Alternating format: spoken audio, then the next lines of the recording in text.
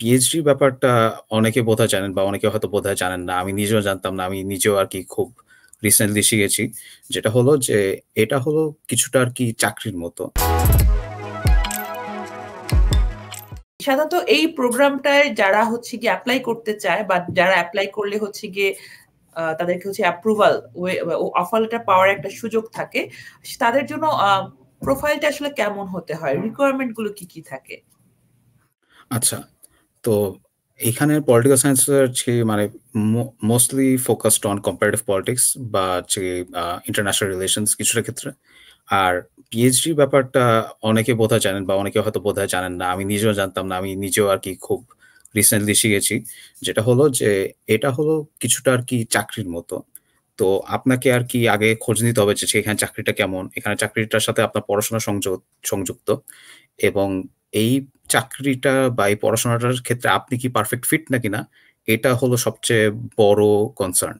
যেমন ধরেন যে আপনি আ আমার স্কুলে এপ্লাই করলেন। আপনার ফোকাস থাকতে পারে আমেরিকান পলিটিক্স, আপনার ফোকাস থাকতে পারে পলিটিক্যাল ফিলসফি বা পলিটিক্যাল বিহেভিয়ার। সেক্ষেত্রে হয়তো আমার স্কুল সবচেয়ে ভালো না। এই কারণে হয়তো আপনাকে তারা খুব সাগ্রহে নিতে নাও পারে। কিন্তু আপনি ধরেন কম্পারেটিভ পলিটিক্স এ ফোকাস বা আপনি ইন্টারন্যাশনাল রিলেশনস এ ফোকাস, তখন আপনার জন্য এটা আপনার অ্যাডভান্টেজ হয়ে যাবে যে আপনি আমার ইউনিভার্সিটিতে অ্যাকসেপ্টেড হবেন। I think এটা ম্যাটার করে যে যখন আপনি এপ্লাই করবেন, আপনাকে আগে একটা রিসার্চ করতে হবে যে আমি কি পারি আর আমি কি আসলে এটাতে ভালো নাকি না। যেমন ধরেন যে এখন আমি বলতে পারব না যে আমি কম্পারেটিভ পলিটিক্স এ খুব ভালো। আমি শিখছি। কিন্তু আমার মেইন ইন্টারেস্ট হলো কম্পারেটিভ পলিটিক্স। আমি আন্ডারগ্রেড থেকে এখন পর্যন্ত মোটামুটি ওইখানেই ফোকাস ছিলাম। যদিও আমার আন্ডারগ্রেড ডেভেলপমেন্ট স্টাডিজ আর মাস্টার্সও ডেভেলপমেন্ট স্টাডিজে ছিল ১ম।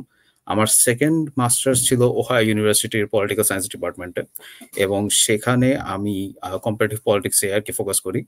তো সেক্ষেত্রে আরকি আমার অ্যাডভান্টেজ বলব না। আসলে অ্যাডভান্টেজটা খুব যাচ্ছে না এখানে। জিনিসটা হলো আমার প্যাশন হয়ে দাঁড়ায় হলো কম্পারেটিভ পলিটিক্স। সো এই প্যাশনের জন্যই আমি এই পলিটিক্যাল সায়েন্সের যেসব স্কুলগুলো কম্পারেটিভ পলিটিক্স নিয়ে কাজ করে, সেটা নিয়ে রিসার্চ করলাম।